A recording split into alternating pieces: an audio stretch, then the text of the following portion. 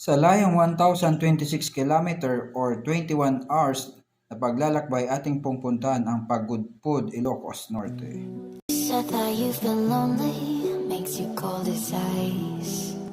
Today is December 30, 2023. Nandito na po tayo ngayon sa Gumaka Bypass Road.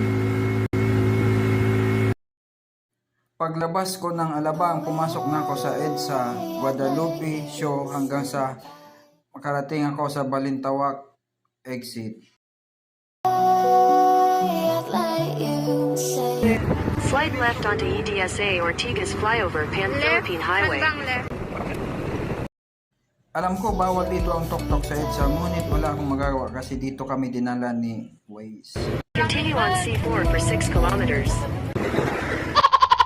Kaya natatawa na lang ako kasi first time kong lumabas ng Maynila na gamit ng service road kasi madalas expressway. Kaya ngayon wala tayong magagawa naka-Waze lang tayo. Ay nako.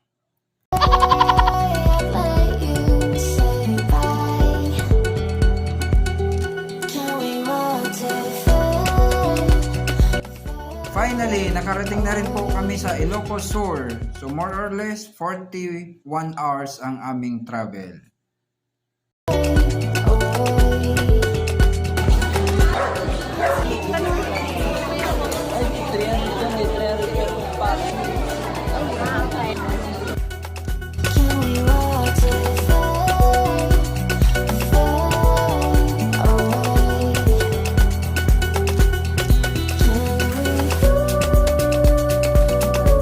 Baluarte Zoo is a zoological park in Vegan City, Ilocos Sur.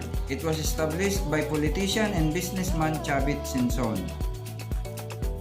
Safari Gallery is a trophy room which features the preserved remains of animals which personally hunted and killed in various parts of the world by Chavit Sinson.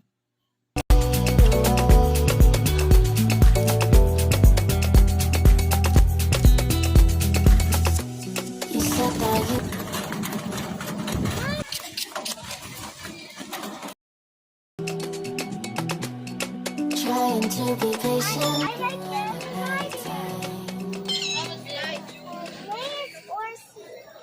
Get me down.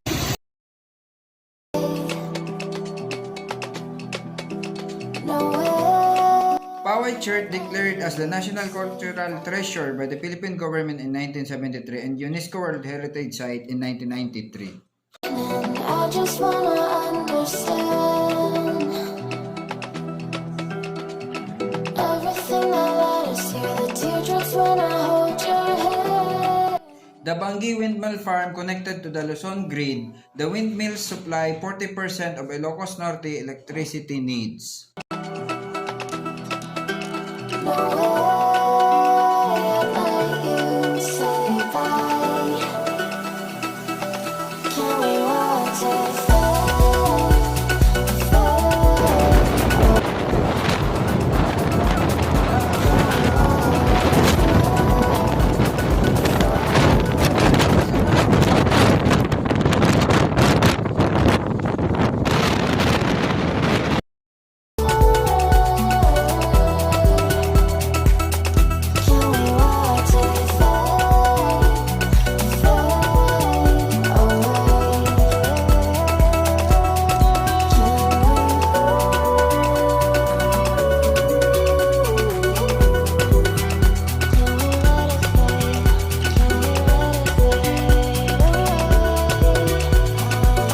The Patapat Viaduct Bridge is one of the most scenic and photographed destination in Ilocos Norte. The fascinating view makes the bridge a tourist attraction in the north.